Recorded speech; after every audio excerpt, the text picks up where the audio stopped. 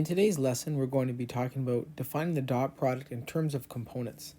So last lesson we talked about the dot product and it was given geometrically in terms of just the magnitude of the vectors and the angle between them.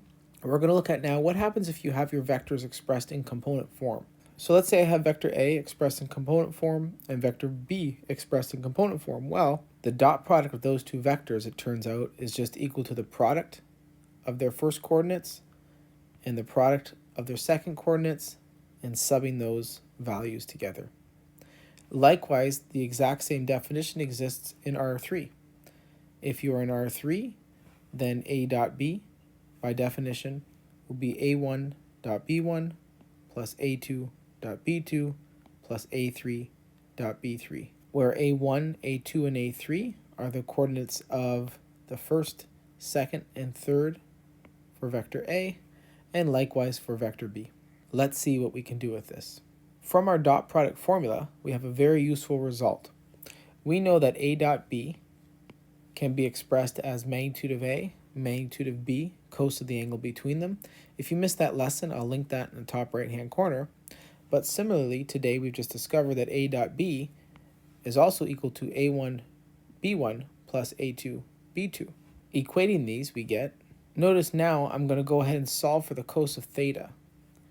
Isolating for cos of theta, we get, by isolating for cos of theta, we have cos of theta is equal to the dot product of vectors A and B divided by their magnitudes.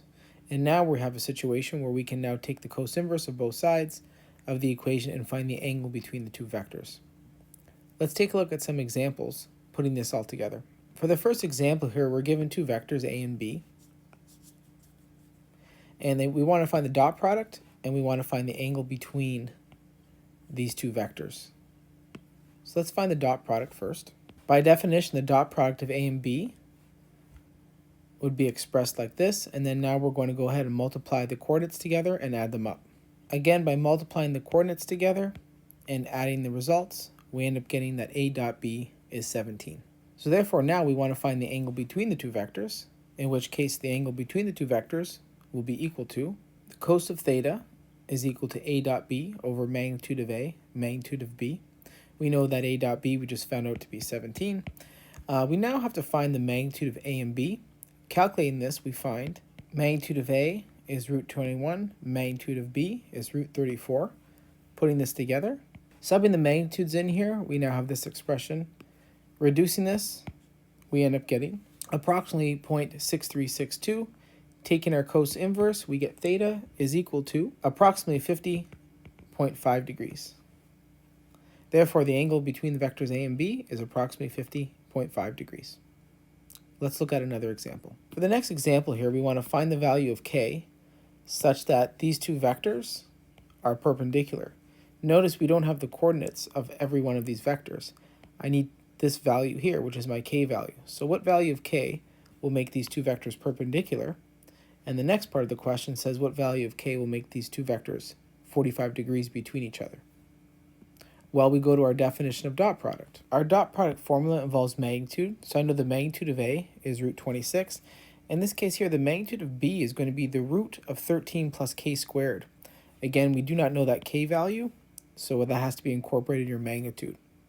Let's sub this into our dot product formula, and remember, we have two of them. Calculating the dot product, we have A dot B is equal to root 26 times the root of 13 plus k squared to the cos of 90. Also, using our alternative formula for dot product, we have A dot B is going to equal 5 plus 3k.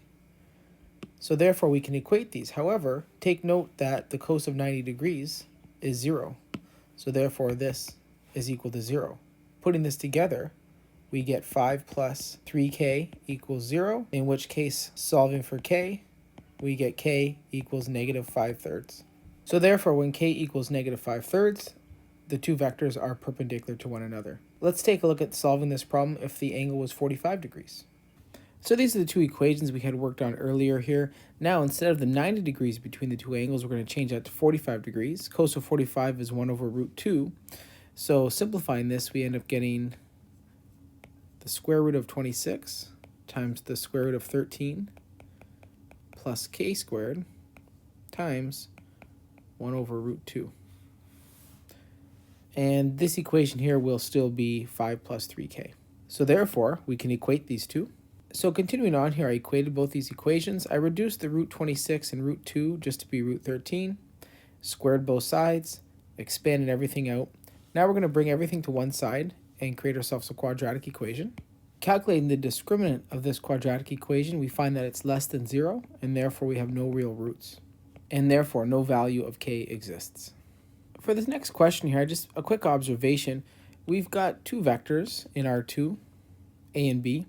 We take their dot product and we get that it's -5. The question becomes is, what does this tell us about the angle between the two vectors? Are they acute, obtuse, or 90 degrees? Let's take a look at the alternative formula for dot product. Observing the alternative formula for dot product, we now know that -5 is equal to the magnitude of A, magnitude of B, cos of theta, the angle between them. But we know the magnitude of A times the magnitude of B is always strictly greater than 0 for non-zero vectors.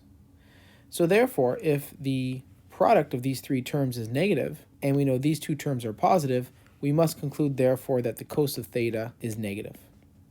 Examining our unit circle, we know that the cos of theta is negative in this quadrant here. And therefore, it must be the case that the angle theta is greater than 90 degrees. And therefore, the angle between A and B is obtuse. That concludes today's lesson on the dot product. Thank you.